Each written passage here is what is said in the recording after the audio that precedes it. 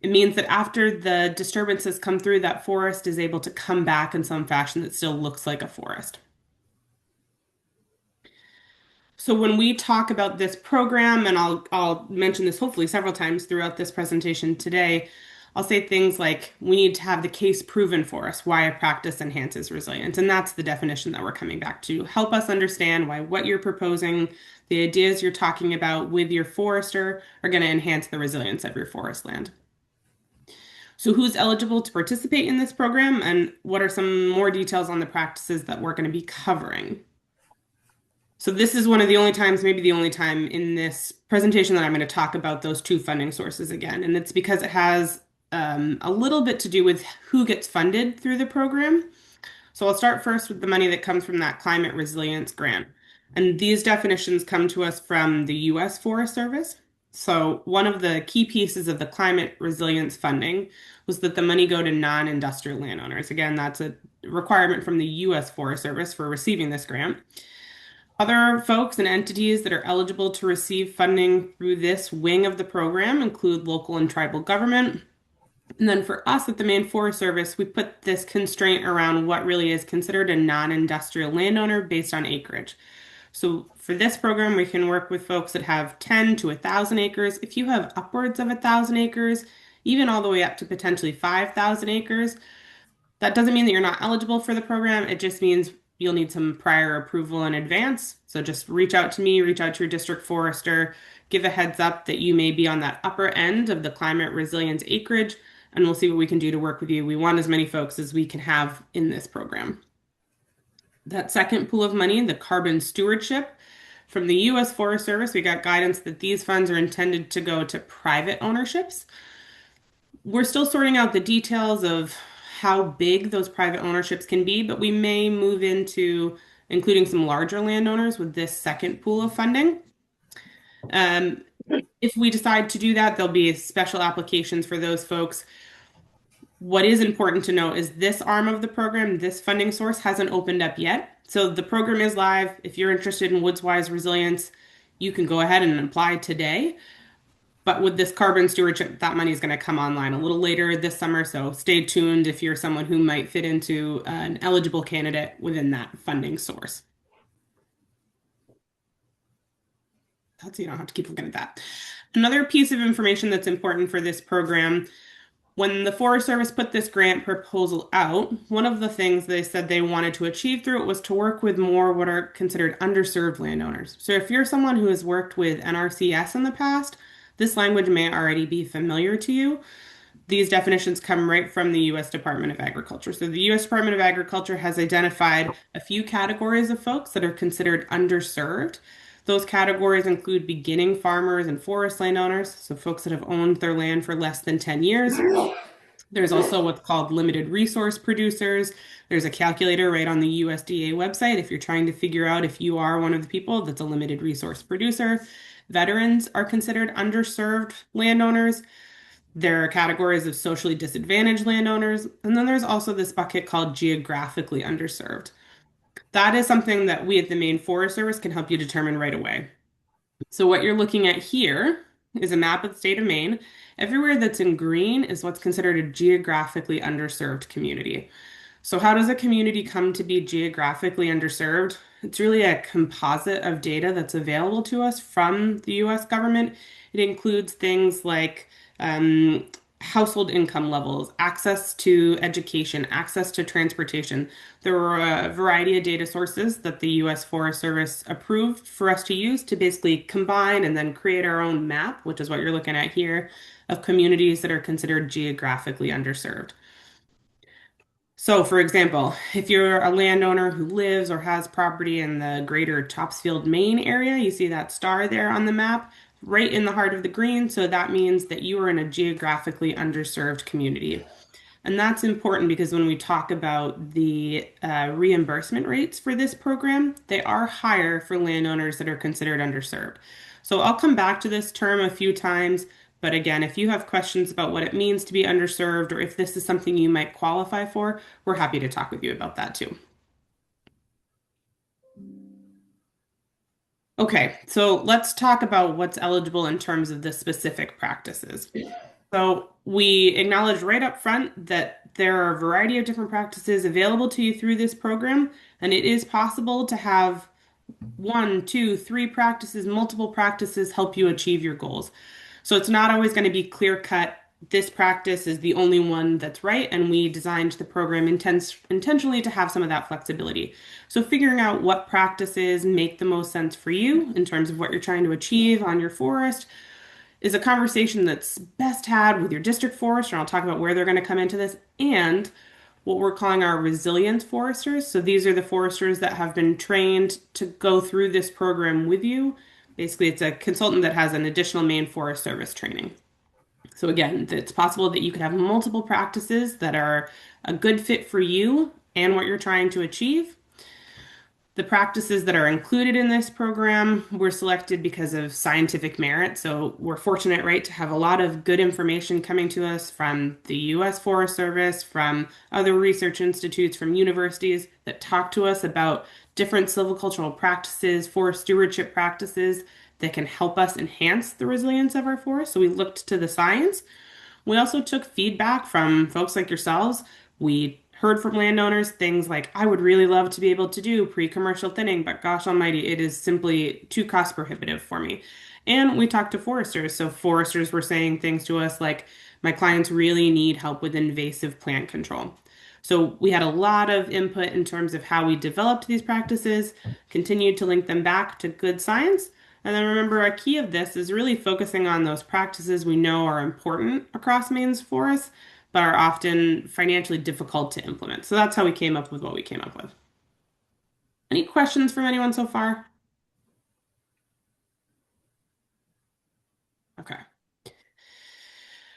All right, so let's talk about these in a little more detail. So remember I said we had these three bins of the practices that are included within the program. So this first bin, the early stand tending bucket, if you will, these are practices that are really intended to be early intervention. So thinking about forests that are younger in their development or at least smaller stems. So early intervention in a forest to improve maybe the species mix. So you're trying to diversify the different species that are out there or reduce the number of stems. So if you look at the two pictures that are here on the screen, these are pretty characteristic of stands that we might see enroll in this program. They have a lot of smaller stems, and well, that certainly happens in our forest naturally all the time. We know that by going in and doing some thinning, you can really accelerate that growth, which if we circle back to this idea of resilience, why does that matter? Well, forests that are overly dense or have too many stems in them per acre, for example, can be more prone to things like disease and insect outbreaks. So that really can start to trigger some forest health concerns. If we have another really dry summer like we saw last year, you can start to see some impacts in these stands from things like drought. So we felt that these practices, particularly pre-commercial thinning, early commercial thinning, and crop tree release, were really well suited to help us achieve not only things that have always been important to us, like good growth rates in our forests, but again, helping landowners enhance the resilience of their forests. So if these terms mean something to you and you're like, oh yeah, I know early commercial thinning, awesome. If these terms don't mean anything to you, that is also totally okay. Um, there will be many folks along the way to help you figure out what is the right practice for you. Again, that includes your district forester, who's a great resource for you, the resilience forester that you're going to work with, and I'll talk in a little bit about how to find one of those if you don't already know. And you're always welcome to give me a call. I pick up my phone all the time. So if you ever want to talk about any of these in more detail, I'm happy to have that conversation with you too. So these are the three practices that are included in that early stand tending bucket, pre-commercial thinning, early commercial thinning, and crop tree release. Moving on to the second bucket. So this is the one that we call regeneration support. These are actions that support, maybe as the name implies, the natural or planted regeneration in our forest. So there's lots of ways to get small trees to grow into big trees here within Maine's forest. If you're lucky to get a good mix of species and a good number of species just by sort of letting nature do what nature does, or maybe you've gone in and done some intervention, amazing. We are fortunate in that way in Maine to see a lot of good natural regeneration. But we also know there are times, maybe increasingly so, where it is tough to get the species you want in your forest to help you meet your goals. So that's why we're also supporting planting as part of this bucket of practices. So within the regeneration support bucket, we have three practices that we're covering. Those include planting, regeneration protection, and regeneration management. So when I say planting, hopefully that sounds like what it means. So this could be planting of things, maybe you're interested in assisted migration. So you're interested in trying out some species that are a little south of us now and seeing if those are going to live and survive in your forest. It could also be something like enrichment planting. So you're walking around in your woodlot and you see there are some gaps where maybe there is not good regeneration, and you would hope there is. So you could go in and fill in with some individual seedlings through an enrichment planting. Whenever we talk about planting, the question always comes up, well, what species are going to be supported through this?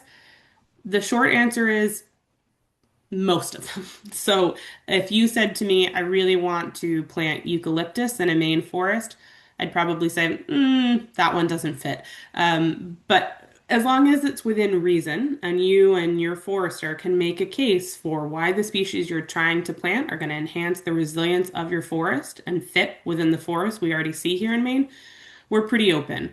I'm going to say that a lot too. This really is a flexible program. We want to work with you. We want to work with your consulting forester. And so for now, we're keeping the sideboards relatively open so that people can use this program to fit their forests and work for the goals they're trying to achieve. When we talk about the regeneration protection portion of this bucket of practices, that really means temporary caging or exclosures. So you see an example of one of these tree tubes here. Key word with this practice is temporary. If you did want to say build a deer exclosure within your forest, maybe you're having trouble keeping those critters from eating all of your trees, that is absolutely okay. But one of the requirements from the U.S. Forest Service is not to support any permanent infrastructure with these funds. So if you're going to put in tree tubes or you're going to put in exclosures, that's something you and your forester decide is the right fit for you. One of the pieces of information we'll be asking from you is when and how do you plan to remove those things. The last practice within this regeneration support suite of practices is what we're calling our regeneration management practice. And you can think about these maybe akin to a more traditional timber harvest with the little asterisk there that says this larger scale operation. And I suppose it doesn't have to be larger scale, but it could be. Really does need to show clear connections to resilience. And we're going to be looking for things like what you're doing through this harvest support a range of species No, mixes or a range of size classes. I haven't And paid for a any lot of us, I attention to think we her, can whether she's envision, gone out or pooped or anything today. I think a lot of us can probably envision a forest in Maine that maybe has had a tough go of it in the past, and it's just sort of slowly chugging along, but for whatever reason, it really has not reached its full potential. And I mean that maybe from an ecological standpoint or a species diversity standpoint. And what that forest really needs is a reset of some kind. So this is when you might use something like the regeneration management practice. All right, the last suite of practices are our forest health interventions. So this includes invasive plant management and sanitation cuttings. So these are practices, as the name probably implies, that are intended to help you improve the health of your forest land. Unfortunately for us, while Maine is a wonderful place, there are no shortage of forest health concerns out there. So that can be the long, long list of invasive plants that we're finding all around the state. And it could be things like beech leaf disease that are creeping up and really starting to wreak havoc on our forests. So the practices within this forest health bucket are intended to try and help with those. An important piece of information about this program, practices need to be completed. So if you are interested in participating in this program, one of the things that you must do, and you won't hear me say must a whole heck of a lot, but one of the things you must do is complete a practice. So if you were to get, through the beginning stages of this program where a consulting forester helps you write a plan, and at that moment in time you decide, you know what, I'm not actually ready to complete one of these practices, we are not able to reimburse you for any of the costs that have been incurred. The other thing to keep in mind is that practices need to be completed within 1 year of getting approved to participate in the program. That's because this is a grant-funded program, so we're trying to keep people moving through the queue. We're trying to keep really good information about what money has been already allocated so we can keep our budgets in line. If for whatever reason you were coming up on the year and your practice wasn't done, there are lots of ways you can communicate with us and we can work with you. So it's not, it's not the be all end all, but we're just asking for folks who participate in that program that you're aware that you must complete a practice and you know that that practice should be completed within a year, pending some unforeseen circumstances. And this is all information too that the consulting foresters who've gone through this training have as well. So this may begin to feel, if it doesn't already, a bit like a fire hose. You're not responsible for keeping all this information in your brain. I'll share these slides afterwards. The consultants that you'll be working with have seen this information too. So there are a lot of people to help keep all of us moving in the right direction.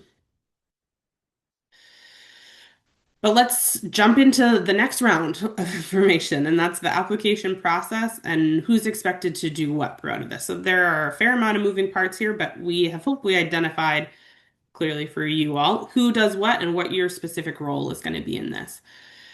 We can break the program down really into 6 distinct parts. So, part one starts with you, with a landowner saying, I'm interested, this is something I think I want to participate in.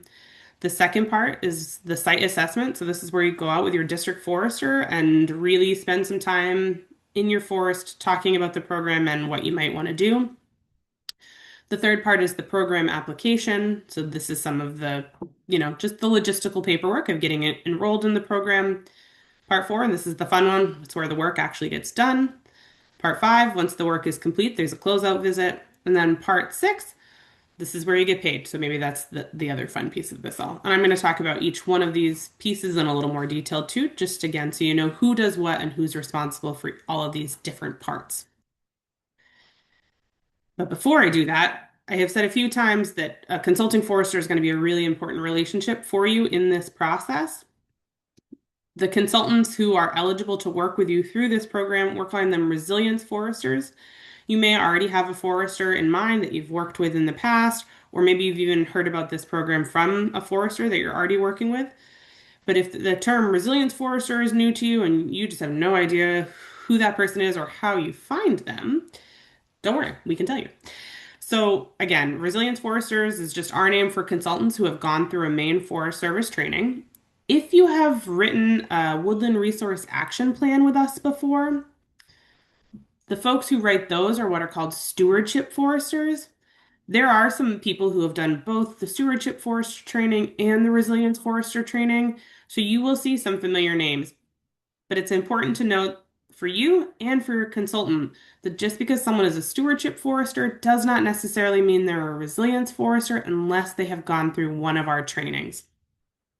So if you're working with a forester and they, maybe you're a stewardship forester but haven't done the resilience forester training, or they're not sure, that's a great time for them to get in touch with me, get in touch with your district forester. We also have a list published on our website, and I'll share these slides with Autumn afterwards so she can send them out to anyone who's interested, because this is a live link. This will take you right to our new WoodsWISE Resilience website. On that website, you will see this resilience forester list, and actually, as of about an hour ago, we have a resilience forester map too. So again, if you've done any work with us in the past and the foresters that have gone through our training, we have this nice map of the state of Maine where you can zoom in and out to where you are or where your woodlot is and find foresters in your area. Both of those tools exist for this program too. So you can use this list to figure out who's an eligible resilience forester. You can check the map. Or if you're just not sure, as always, you're welcome to get in touch with us and we can help you identify some folks in your area. May have said this, may not have said this. We have one more training coming up for people that are interested in becoming a resilience forester. That is going to be on May 4th. It's our last training before the fall. So if you're looking to participate in this program, you're already working with a forester and they have not gone through our training yet to be a resilience forester, would highly encourage them to participate in that. It's a virtual training, that virtual training on May 4th, so they can work with you through this program. Okay, so going back to the process here. Step one, landowner gets in touch. How do you go about doing this? Well, there are a few different ways. So if you think you might want to participate in this program, you could have your consulting forester give us a call and say, hey, I've got a client that's interested in participating in this program. You can get in touch with us in all the ways you've always been able to get in touch with us. So you could pick up the phone and call our front office or send a general email to the Forest Info inbox. You're welcome to call or text or email your district forester. You can call me. You can get in touch with Autumn and she can pass you along to me. There are lots of different ways for you to get a hold of us, but this is step one, to just get a hold of us and say, hey, I heard about this WoodsWISE program and I'm interested in participating. Soon, we are also going to have a request form on our website. So you'll just be able to go right to that resilience webpage, add a little bit of information, and it'll send us an email that says there's someone that wants to participate and we'll get in touch with you. That isn't live yet, but keep an eye out for it. So again, lots of different ways to get a hold of us, but it really does start with you in some form or another saying, I want to participate. Once we've heard from you that you are interested in being involved in this program, the next step is a site visit with your district forester. So they'll get a hold of you, find a time to come out and walk your woodlot with you. The idea behind this site visit is really to make sure that you and your property are ready to participate in the program. I'll talk about what that readiness means in just a second, but this really is a lot of this program is us doing work on the front end to make sure that everyone feels comfortable and understands what is going to happen so that by the time you get to the actual application process, we all know you're going to move through. If you already are working with a resilience forester, they are welcome and encouraged to attend this site visit with the district forester. We'd love to have them there. I do need to make a note that because this site assessment happens before a landowner is formally accepted into the program, we can't reimburse them for their time. So some resilience foresters are offering to come on this walk and talk basically as pro bono. They want to be there, and being there with you makes the process go a lot smoother down the road. Some folks say I'll be there for a small fee. Some folks are like, that's not something I can participate in until you're formally enrolled in the program. So that is a conversation worth having with your resilience forester once you've identified them. If you're thinking, gosh, I'd really like to participate in this program, but I don't have a resilience forester yet. Do I have to do that before I can even get my district forester out for a site visit? You don't have to. You'll need to have a resilience forester identified before your application gets completed. But if you feel pretty confident that this is a program you are ready and interested in participating in, you're welcome to get in touch with your district forester. Worst case scenario, there needs to be some follow-up before you formally get involved in the program, but it's always a good day to get out in the woods with your district forester. Another thing I want to make you aware of, when the district forester comes out and does the site visit with you, they're going to be asking for some just general information about you and whether or not you're an underserved landowner. These are optional questions. You do not have to share that information if you are not comfortable or not interested. Things like, do you want to report that you're a veteran? We're not going to ask to see any paperwork from you on that. You'll just tell us. The reason we're collecting that during this site visit is that the U.S. Forest Service basically wants to know, not by individual name or location, but just generally speaking for bean counting, how many landowners got a good connection with someone like a district forester because of this grant. So when they ask you for that information during this site visit, know that it's just for reporting purposes. We're not going to be sharing your individual name or property location. We'll just say, hey, during our site assessments, 45% of the people we went out and had a site visit with were underserved landowners. But again, that's optional information for you to share if you so choose. Okay, so I said that this site assessment is really about gauging whether or not you or your property are ready for the program. So when would a property not be ready for the program? And just because you're not ready now doesn't mean you can't be ready later. Basically, it comes down to whether or not you're in a position to successfully complete a practice. That doesn't mean that you have to have a contractor identified or that you have to know for certain that you want to do pre-commercial thinning on these many acres with these sort of specs. No, we're really just looking for, are you in a place to complete one of the practices once you're accepted into the program? And again, the reason for that is because the Forest Service told us, the U.S. Forest Service told us, this money can only go to landowners once a practice has been complete. So that's really what we're looking for here. Are you in a position to complete one of these practices? There are some other criteria that the district forester are going to ask you about.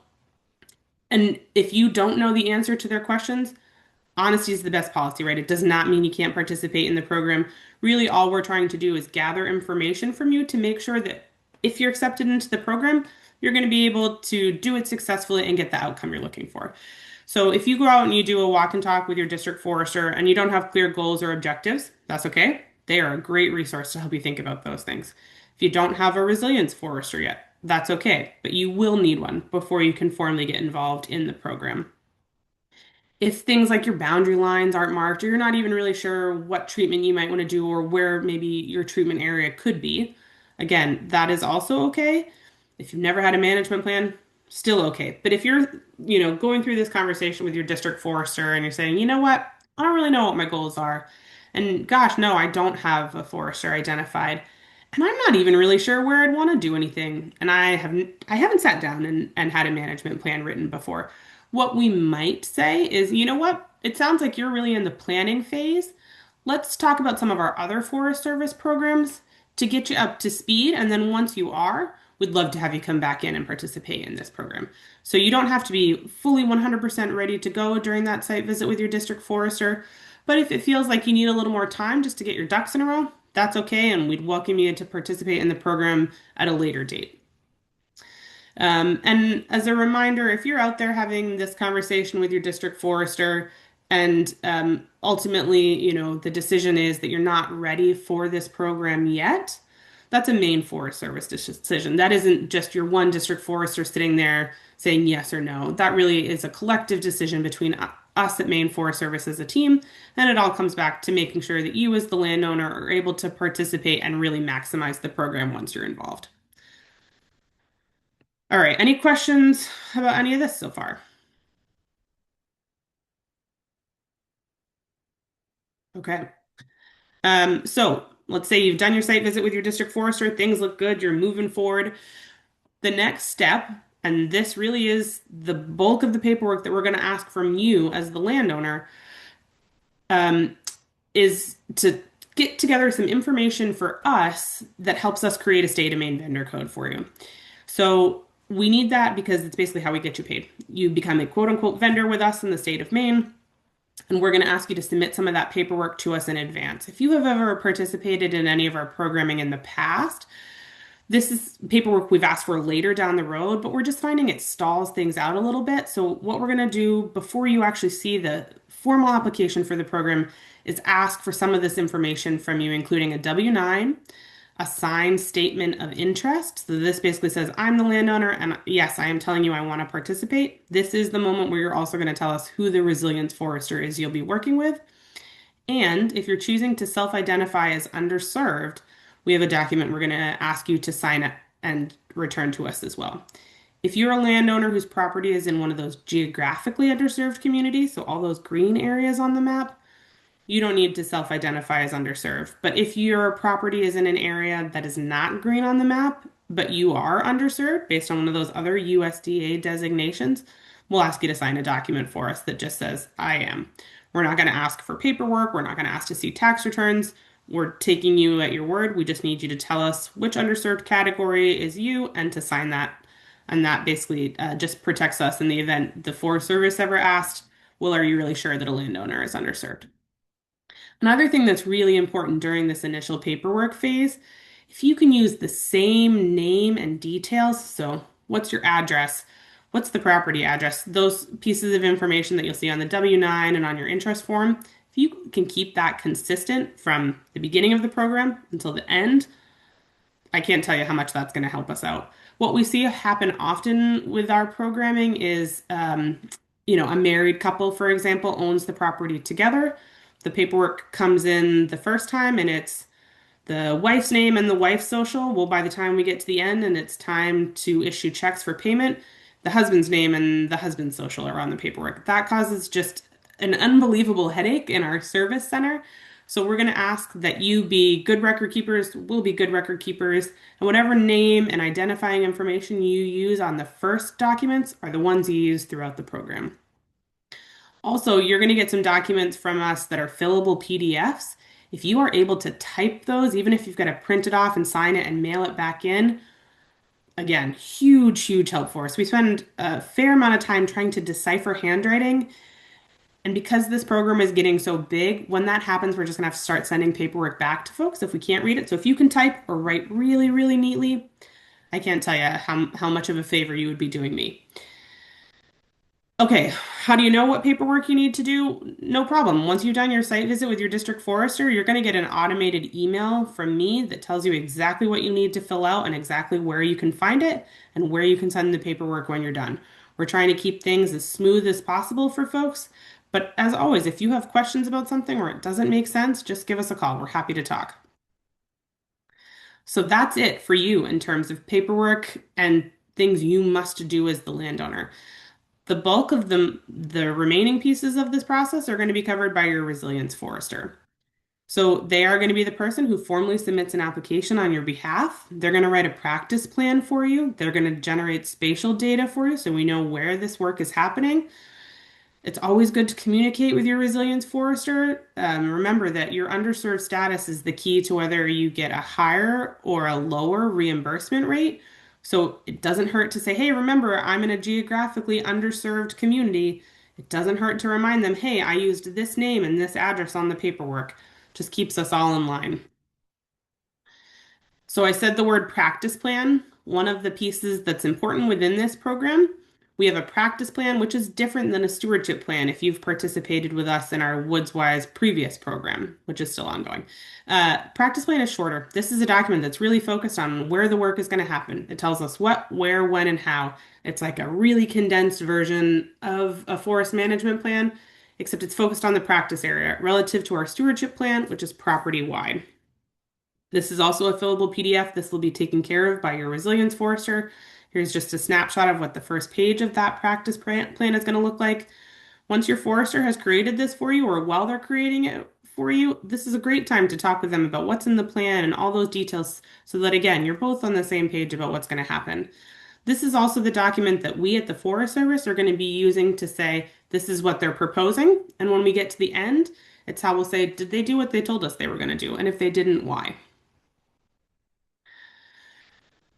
Once we have all those application pieces in order, you're accepted into the program. This is when the work is going to get done. So the work can be completed by a contractor. Say you're doing invasive plant management, you're going to hire that out, or your consulting forester is going to help you hire that out to a contractor. Some resilience foresters will do the work themselves.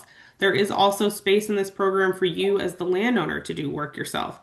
If you are choosing to do work yourself, our hourly rate is $25.13 an hour. We don't pay overtime.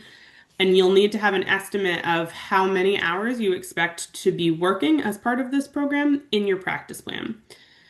Work, whether it is done by a contractor or the landowner, is going to be overseen by your resilience forester. So they have to buy in and say, yep, I think this person is going to be capable of, taking care of all those invasive species. Or I do think this landowner has the skill set to do that enrichment planting themselves. So that's another good time to be connecting with your resilience forester. Once the work is complete, your resilience forester is going to initiate a closeout visit with your district forester. This is when everyone gets together and says, yep, this looks like what we said it was going to look like. You're ready to get paid. Things happen all the time that cause the best laid plans in a management plan to be different than what actually happens on the ground at the end. If that happens to you, that's okay. We just need to have heads up that something is different so that we can make adjustments. What we don't want to have happen is, something goes haywire and we don't know about it until the district forester is out there for a closeout visit. Again, your consulting forester is really going to help you here with this, but we're just asking for all parties involved, lots of good communication. Once the closeout visit has happened, your resilience forester is going to submit paperwork on your behalf that basically gets you a check for payment. We hope to have all those checks issued within a month of getting this claim for payment paperwork, and then you're done. Okay, so that was a lot. Let's talk really quickly about who is handling what here. You as the landowner, your job is to initiate this process, request a site visit in any fashion that works for you. We would love to have you at the site visit. If there is something like you broke your foot last month and you just cannot get out there in the woods, that doesn't mean you can't participate in the program. We understand there are going to be times where a landowner just can't be there. So if that is you, let us know and we'll work with you. You're going to be the person who completes the bulk of that pre-application paperwork. And again, we're taking this information like your W-9 so that we can create a vendor code for you. Keep this number handy. This is how we're going to identify you as you move through the program. As the landowner, it's also your responsibility to be communicating with your resilience forester and Maine Forest Service as needed. This works best when we're all talking to each other and just keeping things moving. Your resilience forester is going to be the person who completes the application paperwork, writes you the practice plan. There may be some prep work that's needed. Maybe you want to do some planting, but you don't really have the full geographic area identified. So they've maybe got to go out and identify some boundaries for where you're going to do that planting, things like that. They're going to be the person that oversees the practice, whether you're doing it, whether it's being contracted out. They'll also initiate the closeout once the practice is complete.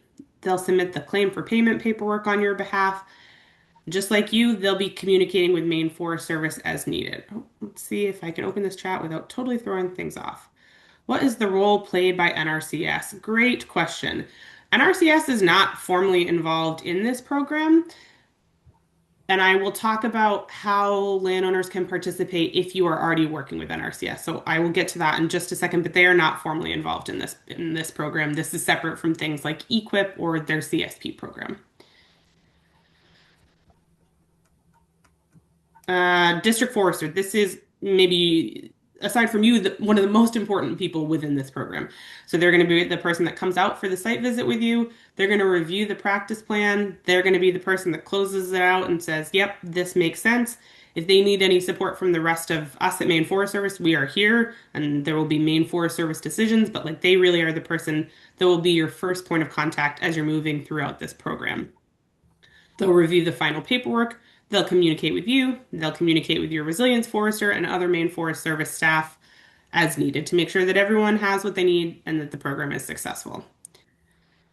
A reminder, I've been saying reimbursement, but just to say it one more time, this is a reimbursement program that is based on not to exceed rates. So I'll go through those in just a second. We are trying to figure out if there are other ways to work with landowners besides traditional reimbursements. Stay tuned. We are still thinking about this, but for the time being, this is a reimbursement-based program. How is this program? So how is this program potentially being impacted by U.S. Forest Service reorganization and cuts? The short answer is I don't know, but it is not affecting the fact that we have money to do this program. So this program is not going to go away because things are changing potentially at the U.S. Forest Service level.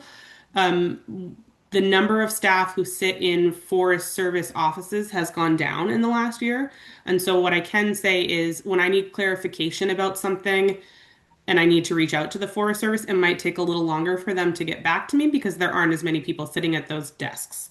But we have not been told that this is going to affect in any way the way this program is structured and running. We already have the grant. It has been executed. Andy says WoodsWISE tends to pay by the NRCS tends to pay by the acre. WoodsWISE pays by the hour and materials. Short answer is yes and no, and I'm going to actually just skip right to, well, we're moving right into payments, so hopefully that's going to clarify for you in just a second, Andy. All right, let's see if I can minimize that. Okay. So we basically pay for three parts of completing a practice. We will pay for the planning. So that can be things like gathering spatial data and writing the practice plan. That practice plan is required. We will pay for the practice implementation itself. And we will also pay for closeout. These three things come together for a complete amount that we are able to then reimburse you on. So we'll pay for the practice plan as sort of set amounts. So getting a practice plan created, we will pay up to $500 per plan if it is for a single practice. And for each additional practice that you build in, up to another $200. So we're saying not to exceed. That basically means we are not going to go above. Forester can work with you to craft a plan for less than $500. They may say it's going to take me $700 to craft that plan, but in the budget that they share with us, we're not going to pay more than $500. We've vetted all these numbers with consulting foresters. Times are tight and everyone wishes there was more available. But I will say the consultants we have worked with, no one has balked at this and said, like, this, we can't make this work. Forester time, so that can be things like, again, walking boundary lines, doing layout, overseeing things towards the end of closeout. Forester time, not to exceed $100 per acre. If you're a landowner doing this work, your hourly rate can't exceed 25.13 an hour. And our reimbursements are 90% for underserved landowners, 60% if you are not underserved, and a landowner maximum of $20,000. So again, there's a lot of parts, and if you can string all this together in the short window of time that we're talking, awesome. But if it's the sort of thing like you need to look at this slide more and you really need to think about it more, that's okay. We're happy to answer questions, as they come up, which I'm sure they will the more you think about this program. And again, remember that consulting foresters have been trained in all of this too, so you're not alone in trying to figure out how all this comes together. That's why you have a trained consultant to help you and our district foresters.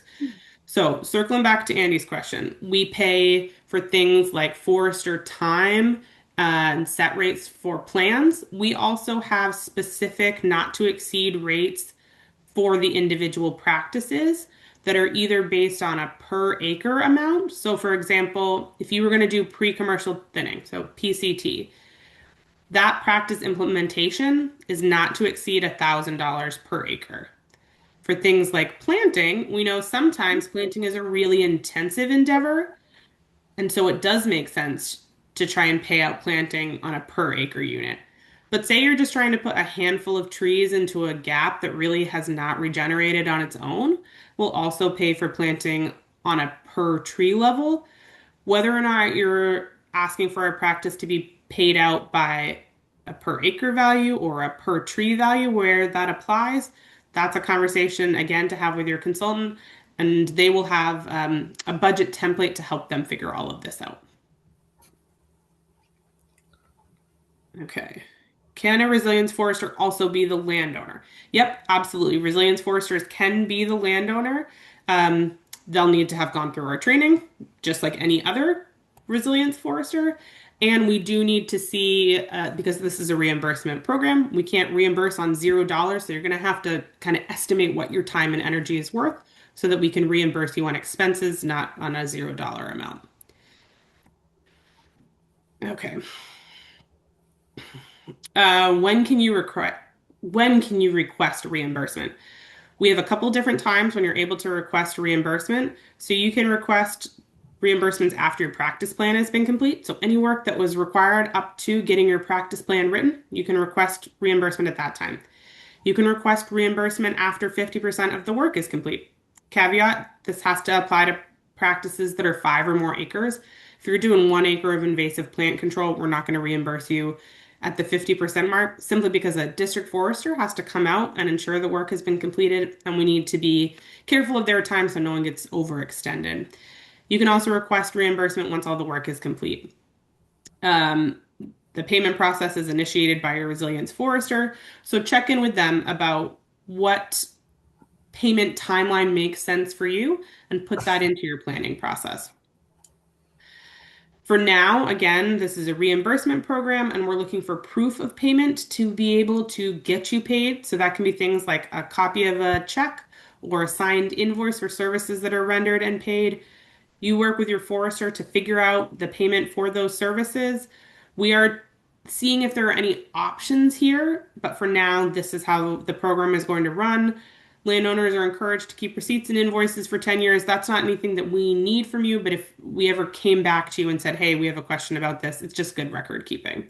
And your resilience forester has to sign off on all work that's either completed by a contractor or a landowner. So that partnership, right, is really, really important between you and who you choose to work with as your resilience forester. Your district forester is, again, another really important person for you in this whole process. We have a bunch of great folks all around the state. If you're up north, You might be working with Lauren. If you're over here towards the west, you might be with Jason, who is on the line with us. If you don't know how to find your district forester, this map is too small unless you really squint and know exactly where your town is. But this is a live link, and you can search by your town name. You want the town name for where your property is located, and that's going to be the district forester that you'll partner with. Okay, next steps if this program sounds of interest to you or you want to learn more.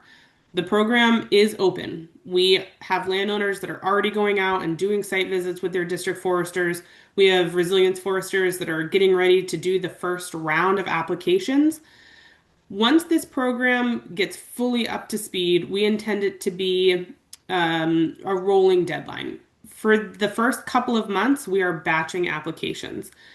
So, what that means is any landowner who has had a walk and talk with their district forester and has submitted their landowner paperwork by April 30th will get an approval letter from us by May 15th.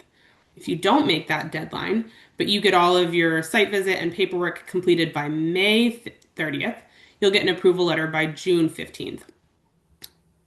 After that, we're pretty certain we will have the bugs worked out, and it will basically be you do your site visit, you submit your paperwork. As soon as I get that vendor code back from our service center, you will then automatically be getting approval letters. So we are hoping that this really can be a rolling application process and a rolling approval process. But for now, because this is brand new to us and we're still sorting out a few things on the back end, we are batching. So anyone who has already done a site visit and has already submitted their paperwork, no one has received an approval letter yet because again, we're still just working on the streamlining so everyone has the same experience as they move through the program.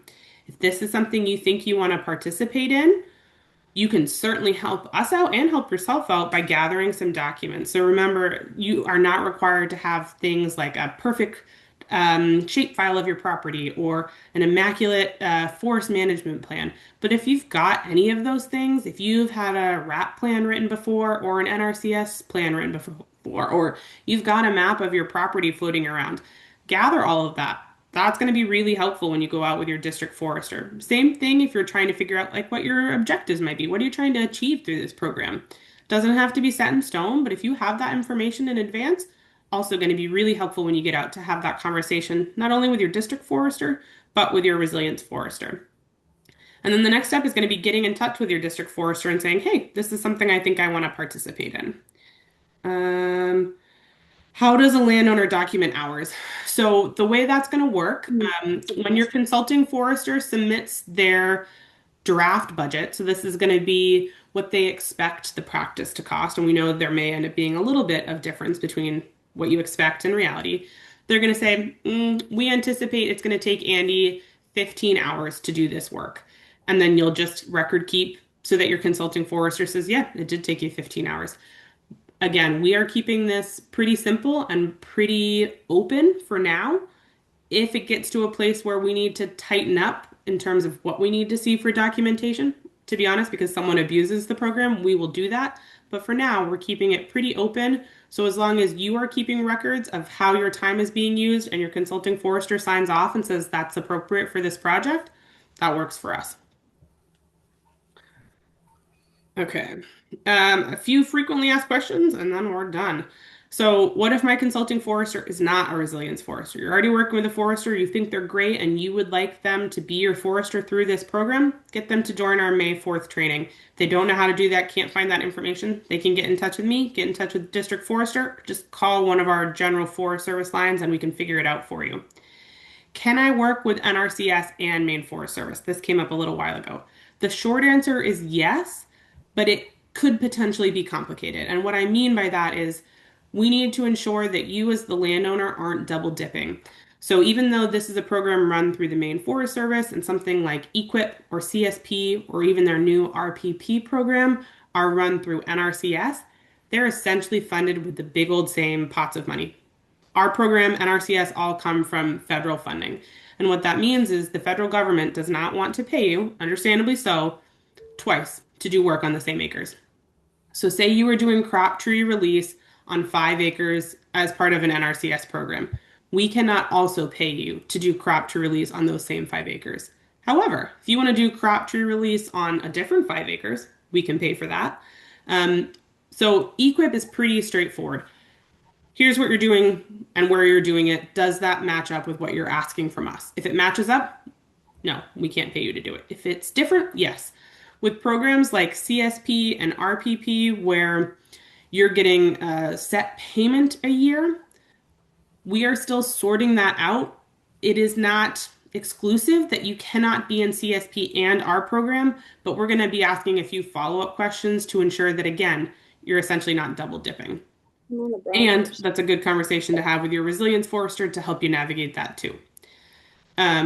Do I need a resilience forester before my visit with my district forester? Nope, but you will need a resilience forester before your application is submitted. So if you don't have one identified yet, it doesn't hurt to start thinking about who you might want to work with. So, in less than 30 seconds, this whole thing begins by visiting with your district forester out at your forest land. You have to work with one of our trained resilience foresters. We can help you find one if you don't know who they are. You have to complete a practice for reimbursement. So you have to do one of the practices to be eligible to participate in this program. Payments are reimbursements, but there are multiple points for payment. And if it changes that we can do something besides reimbursement for work already complete, you will hear from us that is something we are thinking about. We just need to see if it is something that works from a legal standpoint within Maine Forest Service. Okay, that is me. You're welcome to get a hold of me over email or give me a call. I'm happy to talk about the program. I'm happy to help you find any of the details that are important to be successful in the program. And I think we've got just a couple of minutes if folks have questions.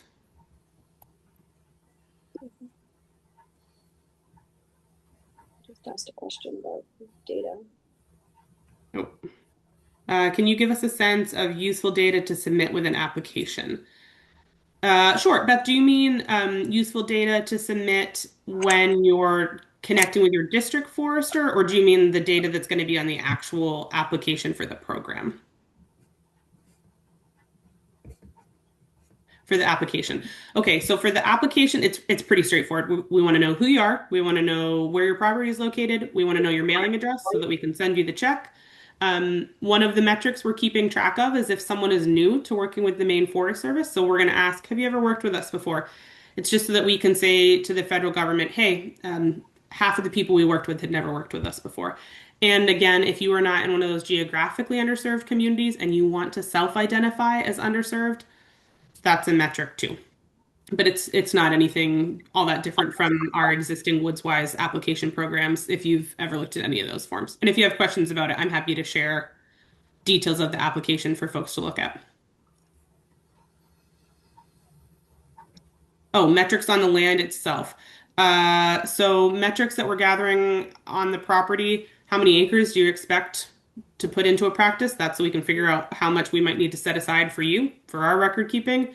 We'll want to have some information on what kind of forest is it. If you were going to do planting, what species do you think you're going to want to plant? If you're going to be doing invasive plant control, what are your species that you're worried about? If you were going to do sanitation cutting, what's the disease that you're thinking about that needs to be handled? So the specific information that we'll be collecting will be based on the practice. But once you're out with your district forester, like the data they're collecting, none of that is hidden. If you've got better vision than me, you can look right at their phone with them and say, oh, this is the kind of information we're gathering. A few pictures never hurt, but it's not anything all that intensive, I don't think.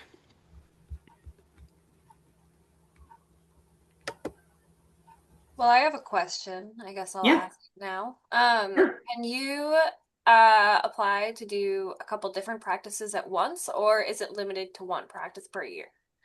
Nope, you absolutely can. So there is a $20,000 individual landowner cap across the properties that you own. So that really is going to be the thing that ties your hands first, is if you've hit that $20,000 cap for you as an individual. But if you want to do, you've got beech leaf disease and you want to take out some of those diseased trees and, oh, look, there's invasive plants there too.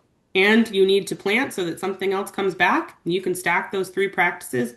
By all means, you can do multiple practices at once. You can also do one practice this year and then apply again next year. That's okay too. Hi, Nicole. I have one question. Oh, sorry, Andy. I'm in a an RCS program, the CSP, And I'm also waiting on the equip, Yep. potentially, and on a waiting list. Yep. Is there a waiting list on this program? And There is not. okay, so if you put the application, everything crosses, you get it. And then obviously, I would need to adjust the other application to not conflict with this part of the Yep. project, right? Yeah, okay. Yep. So there is no waiting period for this. It is first come, first serve until the grant money is gone, but that does not mean like there's a mad dash and you got to do it today or you're just not going to get into the program. There are a lot of folks that I suspect are in your shoes. They're waiting to hear from NRCS, which I think is coming soon. So if you are interested in this program and you're waiting to see what's going on with NRCS, it does not hurt to get in touch with your district forester.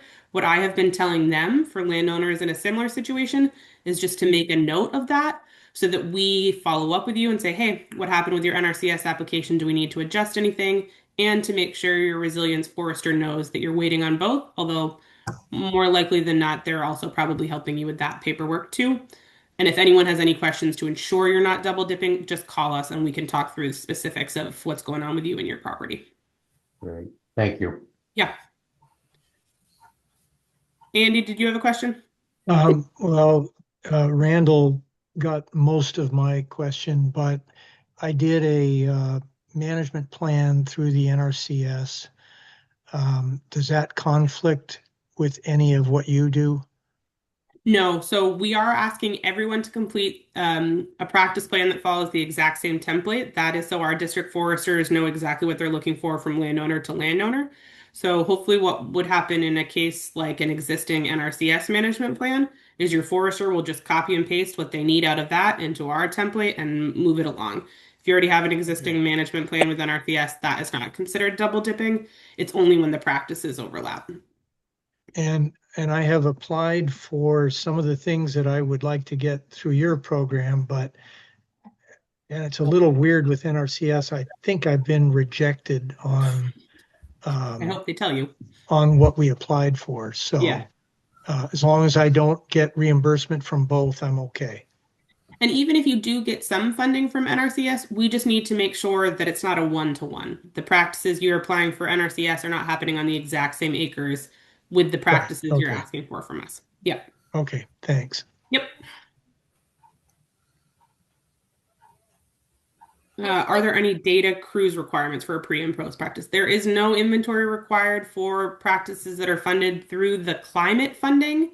Later, when we launch the carbon funding, because that was originally intended to show a carbon benefit by practices, we do have to do an inventory, but that money is not live yet. And when that happens, we will have clear data and information about what that inventory needs to include.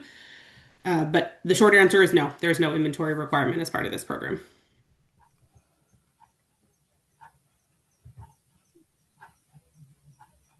Okay, any other questions? Yeah, quick question. Could you show the links that are available to show the district foresters and the resilient foresters that are currently registered? Yes.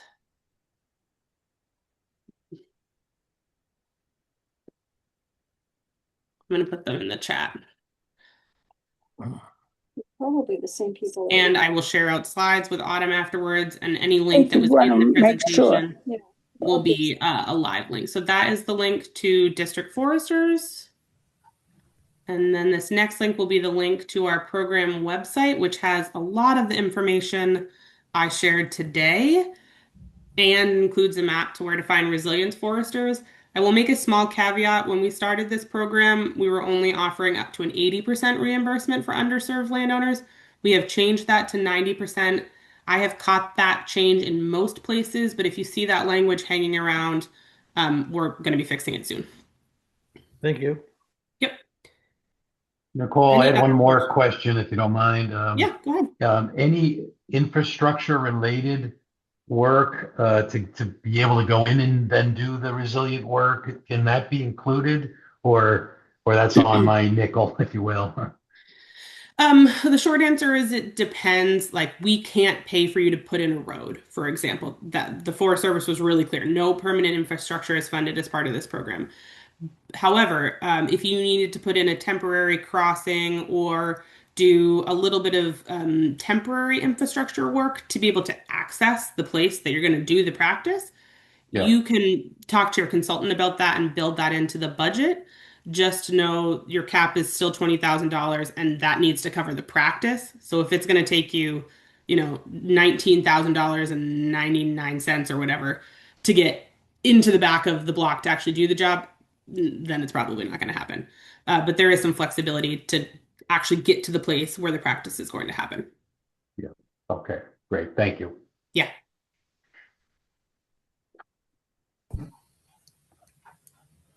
Any other questions from folks?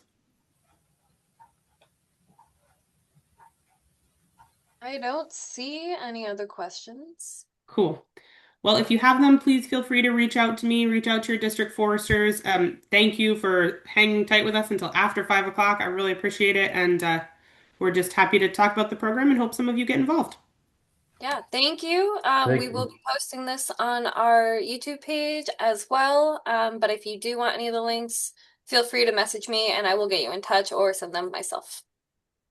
Awesome. Thanks, Autumn. Thank you. This was wonderful. Thank you so much. Yeah. Thanks, everyone. Have a great night. Bye.